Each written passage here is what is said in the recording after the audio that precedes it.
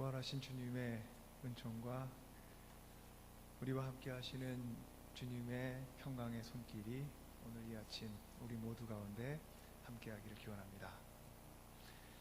기도하겠습니다.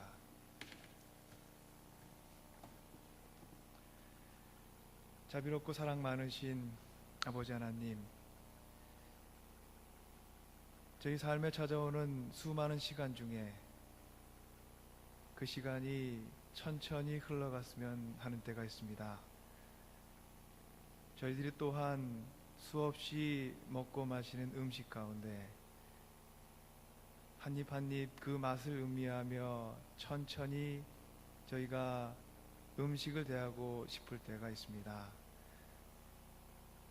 부활의 계절을 살아가는 이 봄, 저의 영적인 태도가 이 시간을 소중히 여기고 그 시간의 의미를 깊이 깨달아가는 그런 복된 시간이 될 수 있도록 저희와 함께하여 주옵소서. 사순절의 시간을 보내고 부활의 아침을 맞이하고 이제 성령 강림절로 향하고 있는 저희들의 신앙의 여정 가운데 주님의 죽음이 저에게 복이 됨을 깨달아가는 이 귀한 암과 고백의 계절에 성령으로 저희를 도와주시옵소서. 부활의 기쁨을 참 기쁨으로 느끼고 나눌 수 있도록 저희를 도우시고 저희를 인도하옵소서. 예수 그리스도 이름으로 주님께 기도 올리옵나이다. 아멘.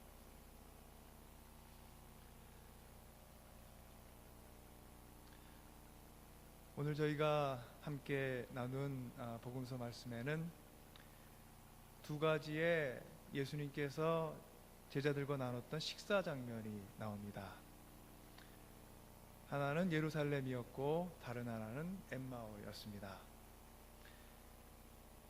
식탁을 함께 하시는 예수님, 저희가 부활절 지나고 부활의 계절을 살아가면서 끊임없이 저희가 묵상해야 되는 그런 예수님의 모습 중에 하나이고, 또 저희 삶 가운데 예수님께서는 부활하신 모습으로 거룩한 식탁을 성찬을 차려주시면서 저희 영혼에 다가오시고 또 저희의 구원의 길을 인도하심을 저희가 믿습니다. 오늘 읽게 된 복음서 말씀, 엠마오에서 저녁에 식사를 나누는 그 장면을 저희가 볼 때 예루살렘에서 엠마오로 이제 향하던 그 두 제자들이 그들이 걸어간 시간, 지리적으로 볼 때 한 3시간 정도 걸린다고 추정합니다. 그날은 예수님께서 부활하셨던 저녁이었습니다. 예수님을 따랐던 제자들 중 2명이 예루살렘을 떠나서 엠마오로 향하고 있었습니다. 두 사람의 제자 중에 한 사람은 그 이름이 글로바였고 다른 한 사람의 제자는 그 이름을 알 수 없었던 무명의 어느 한 사람의 제자입니다. 그들은 예수님의 처형 장면과 무덤에 묻히심을 목격했고 사람들로부터 예수님께서 부활하셨다는 소식을 전해 듣기는 했지만 그들의 눈으로 육안으로 확인할 수 없었기에 그들은 아마도 예루살렘을 떠나 엠마오 그곳으로 향하고 있었던 것 같습니다. 성경은 엠마오가 그들의 여정의 목적지였는지 아니면 하루를 머물기 위한 곳이었는지를 말해주지 않고 있습니다.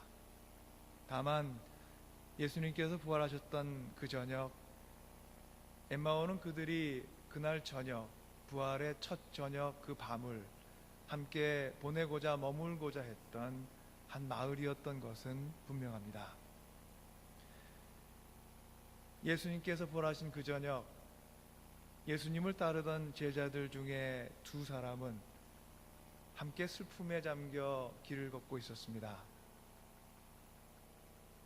또한 그들을 찾아온 절망감과 무력함 가운데 그런 마음 가운데 휩싸여 길을 걷고 있었습니다. 그들이 슬펐던 것은 스승을 잃었기 때문입니다. 그들이 절망감을 느꼈던 것은 그들의 소망을 두었던 메시아를 잃었기 때문입니다. 슬픔과 시류에 잠겨 길을 걷고 있던 그들 곁에 낯선 한 사람이 다가왔습니다. 그들 곁을 찾아온 이 낯선 이가 사실은 그들이 잃었다고 생각했던 바로 메시아 예수 그리스도셨지만, 성경은 그들이 예수님을 알아보지 못했다고 전합니다. 슬픔은 때론 우리 눈을 혼탁하게 만듭니다. 절망 또한 우리의 마음과 영의 눈을 어둡게 하기도 합니다. 그래서 슬픔은, 그리고 절망은 우리로 하여금 무엇을 보아도 참으로 보지 못하게 하고, 무언가를 들어도 진실로 듣지 못하게 합니다. 그들의 어두워진 눈에는 낯선 분이었던 예수님께서 그들에게 물으셨습니다. 당신들이 걸으면서 서로 주고받는 이 말들은 무슨 이야기입니까? 두 제자는 심통한 표정을 지으며 가던 걸음을 멈추었습니다. 두 사람 중 글로바는 예루살렘의 온 도시가 떠들썩했던 그 큰 일을 지금 이 낯선 이가 알지 못한다는 생각에 그를 의아하게 생각하며 이 낯선이 곧 예수님께 대답합니다. 예루살렘에 머물러 있으면서 이 며칠 동안 거기서 일어난 일을 당신 혼자만 모른단 말입니까? 글로바는 무슨 일이 있었는지를 묻는 예수님께 자신이 보았던 일을 상세하게 설명합니다. 하나님과 모든 백성 앞에서 그 행함과 말씀에 힘이 있어 모두가 예언자로 믿었던 예수 그리스도께서 어떤 고난과 고초를 당하셨는지를 설명합니다.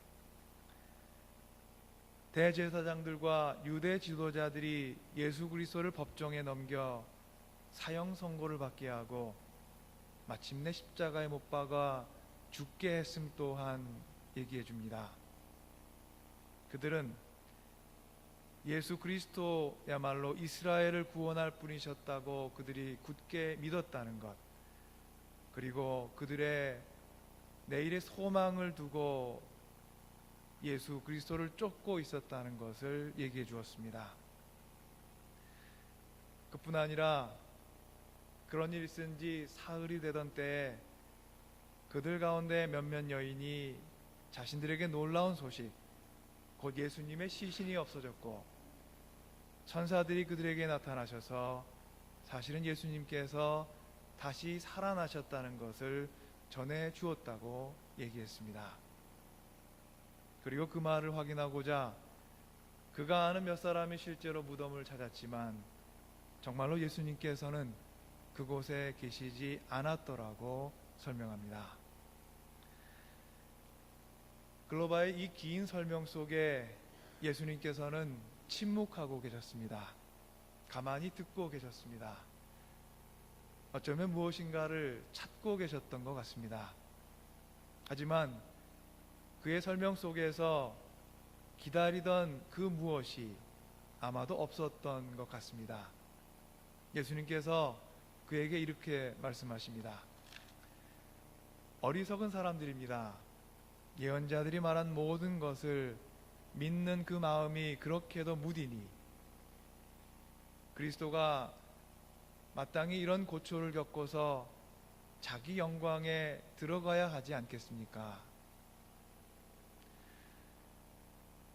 누가복음 18장 31절부터 33절, 오늘 저희가 읽고 있는 엠마오에서의 저녁 식사 이야기와 예루살렘에서의 이야기 그 전에 누가복음 18장에서 예수님께서는 예루살렘에 입성하기 전에 제자들에게 마지막으로 순환과 부활에 대해서 예고하셨던 장면이 나옵니다.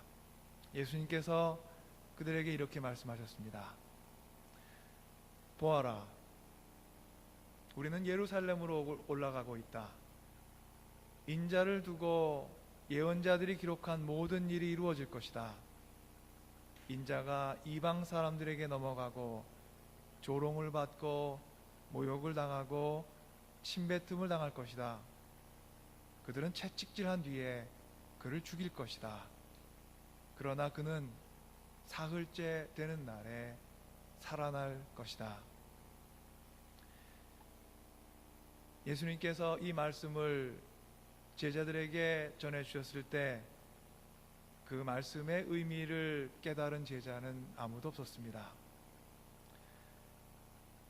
그리고 시간이 지나 그들은 실제로 보게 되었습니다. 예수님께서 말씀하신 것에 그 모든 것이 성취되어 가는 것을 보게 되었습니다. 말씀하셨던 대로 유대인 예수님께서는 이방인들인 로마 군인들 손에 넘겨져 희롱당하고 능욕당하고 침뱉음 당하셨습니다. 그들의 손에 채찍을 맞으시면서 고난을 당하셨고 마침내 십자가에 달려 돌아가셨습니다. 이제 예수님께서 말씀하신 것 중 하나의 사건만이 남아 있었습니다. 그리고 그 사건마저 이미 일어났습니다.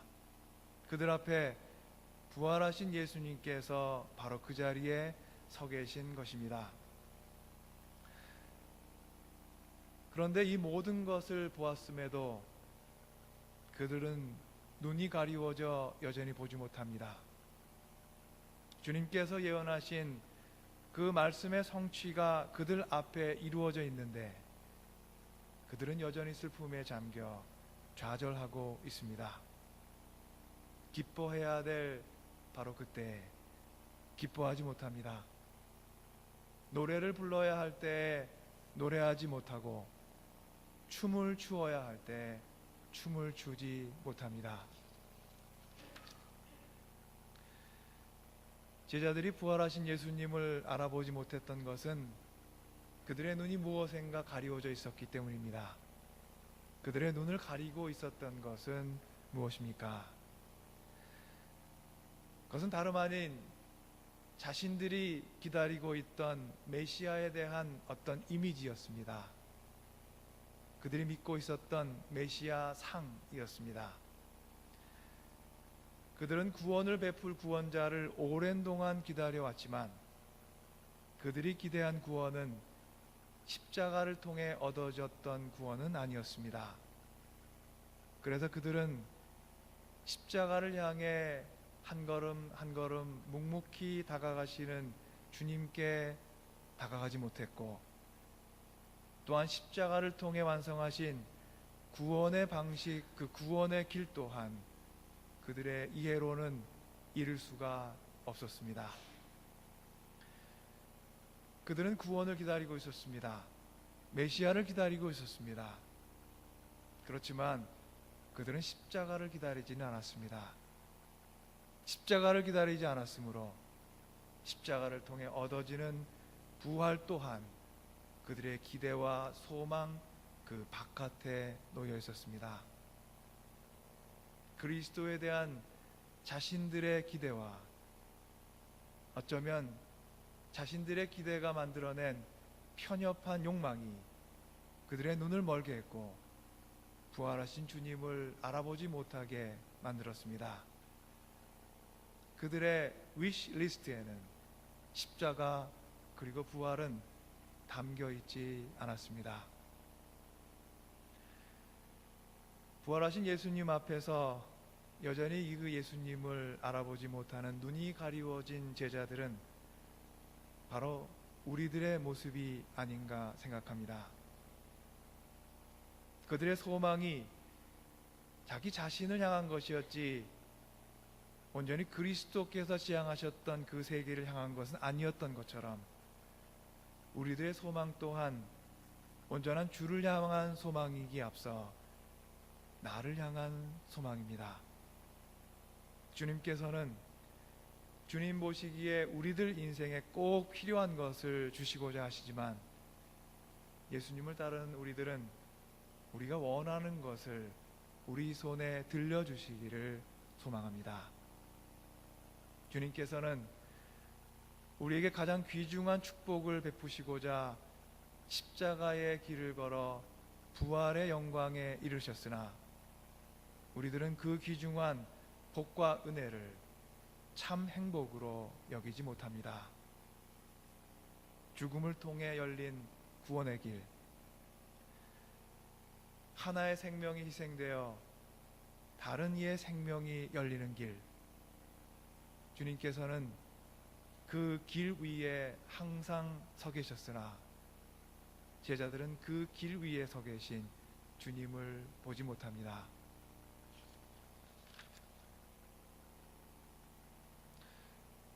그러나 예수님께서는 참된 축복에 눈을 뜨지 못한 우리의 어두운 눈을 밝히시기 위해 우리를 끊임없이 찾아오십니다. 우리의 눈이 어두워져 주님께서 이루신 십자가의 사랑과 부활의 승리 앞에 여전히 슬퍼하고 좌절하고 길을 찾지 못하고 있겠지만 주님께서는 우리의 눈을 뜨게 하셔서 주님께서 이루신 구원의 진리를 보게 하시고자 우리를 끊임없이 찾아오십니다. 유진 피터슨이 그의 책 Living the Resurrection, 부활을 살아감이라는 책에서 이렇게 말합니다. 한 생명이 또 다른 생명을 먹여 살린다. 우리는 결코 자족적인 존재가 아니다. 우리는 생명을 먹고 살며 이 생명은 밖에서 주어진다. 주님의 생명이 우리의 삶의 식탁에 개입해서 우리의 생명을 먹여 살리셨습니다. 이것이 십자가의 사랑이고 부활의 은혜입니다. 우리는 그리스도의 생명을 먹으며 살아갑니다. 주님을 알아보지 못했던 그 두 제자들의 눈이 밝아졌던 것은 바로 이때였습니다. 그리스도의 생명으로 차려진 식탁에서 하나의 생명이 또 다른 생명을 먹여 살리는 그 은혜를 그들의 영의 눈으로 보게 된 그때 그들은 마침내 그들 앞에 함께 하신 이가 예수 그리스도셨음을 마침내 깨닫습니다. 부활의 식탁에서 생명을 살리는 십자가 사랑의 신비를 깨달았을 때 우리 모두는 복 있는 사람이 됨을 믿습니다. 생명을 먹이는 생명의 신비가 주님과 마주하는 부활의 식탁에서 우리 모두에게 경험되기 때문입니다.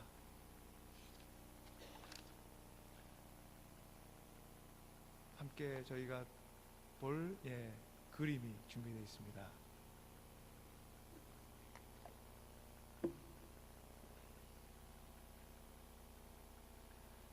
여러분께서 지금 보고 계시는 페인팅은 이태리의 화가인 까라바조의 그림입니다. 1590년경에 그렸을 것으로 추정되는 이 그림은 엠마오에 도착한 예수님께서 제자들과 저녁 식사를 하는 장면을 그린 것입니다. 제목을 엠마오의 저녁 식사라고 붙였습니다. 이 그림은 부활하신 예수님의 모습에 마침내 눈을 뜨게 된 제자들의 반응을 매우 사실적으로 저에게 전해주고 있습니다. 예수님과 상대편에 마주 앉은 한 제자는 두 손으로 의자를 이렇게 잡은 채 깜짝 놀라며 예수님을 바라보고 있습니다. 그리고 예수님 오른편에 앉아있는 제자의 놀라는 모습은 보다 더 인상적입니다. 그는 두 팔을 이렇게 벌리고 있습니다. 그리고 예수님 손에 있는 못자국을 보고 있는 것 같습니다. 그가 크게 벌린 두 팔은 부활한 예수님을 향해 눈을 뜨고 놀라는 모습을 상징하지만, 또 다른 한편 제게는 예수님께서 십자가에 달리셨을 때 모습을 연상시켜 주기도 했습니다. 식탁은 죽음과 생명의 교환이 이루어지는 자리입니다. 우리가 마주한 모든 밥상에는 하나의 죽음이 또 다른 생명을 살리는 희생과 나눔의 사건이 이루어지는 자리입니다. 주님의 식탁은 따라서 그리스도의 죽음과 나의 생명의 교환이 이루어지는 자리입니다. 십자가의 죽음으로 우리는 주님께로부터 생명을 얻었습니다. 십자가 위에서 우리에게 주신 주님의 생명으로 인해 우리는 생명을 얻었습니다. 부활하신 주님께서 앉아 계신 이 부활의 식탁은 주님께서 주신 구원의 은혜가 죽음과 생명의 교환, 생명과 또 다른 생명의 교환이었음을 우리에게 증거해 줍니다. 이 구원의 진리에 눈을 뜰 때 우리는 주님의 참 제자가 됩니다. 생명을 먹이는 생명의 신비에 눈을 뜰 때 십자가와 부활은 우리가 구원을 향해 걸어갈 유일한 길임을 깨닫게 됩니다. 사랑하는 여러분 모두가 예수님 앞에 앉은 바로 그 두 제의 자리에 여러분 자신을 그려 넣으시기 바랍니다. 저 자리에 앉아 저들이 경험한 죽음과 생명의 놀라운 신비가 나의 것이 되기 전까지는 우리는 주님의 참 증인이 될 수 없습니다. 나 자신의 울타리를 끝내 벗어나지 못하고 하나님과 세상 사이에서 갈등하며 내 자신의 욕심과 욕망을 주님의 것인 양 착각하며 살아갈 수 있습니다. 오늘 이 아침 부활하신 주님께서 거룩한 식탁을 차려놓고 저희를 초대하신 이 아침, 주님께서 여러분의 눈을 크게 뜨게 하시기를 간절히 기원합니다. 십자가와 부활이 참된 소망임을 입이 아닌 온 마음과 온 인생과 온 생명을 다해 고백하는 여러분들 되시기를 주님의 이름으로 간절히 축원합니다. 우리에게 아직도 십자가와 부활이 우리 소망의 전부가 되지 못하는 것은 아직도 우리의 눈이 부활의 영광과 신비에 온전히 눈을 뜨지 못하고 있기 때문입니다. 여러분 영혼의 고개를 들어 그리스도를 온전히 바라보십시오. 주님 손에 들려진 빵은 우리 위에 당신의 생명을 부어 만드신 우리 생명의 참된 양식입니다. 부활의 식탁에 그 앞에 앉아 놀라움과 경이로움으로 새로운 세상, 새로운 소망에 눈을 뜨게 된 제자들의 바로 그 축복이 우리 모두의 축복이 되기를 주님의 이름으로 간절히 기원합니다. 기도하겠습니다.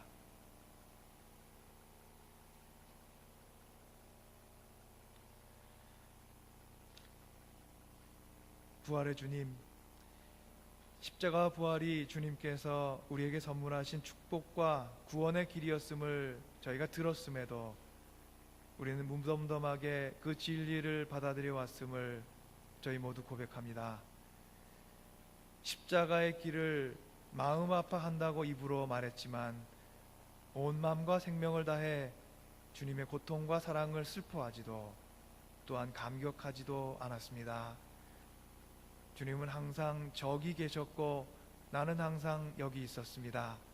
우리 마음 열리지 않아 주님께로 더 이상 나갈 수 없었음을 고백하오니 극률한 저희 영혼을 주님 붙잡아서 주님 곁에 가까이 다가가게 하옵소서.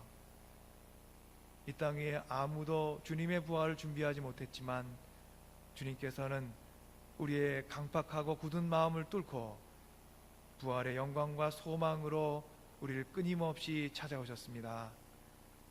부활의 놀라움에 눈뜨게 된 순간을 영원히 잊지 않도록 저희의 기억과 저희의 생각과 저희의 의지를 붙들어 주시옵소서. 부활하신 주님과 동행하며 참 소망을 누리며 언제나 살아가길 소망합니다. 우리에게 믿음을 더하시고 소망을 견고케 하시고 주님의 사랑 안에 온전히 늘 거하게 하옵소서. 예수 그리스도 이름으로 주님께 기도 올리옵나이다. 아멘.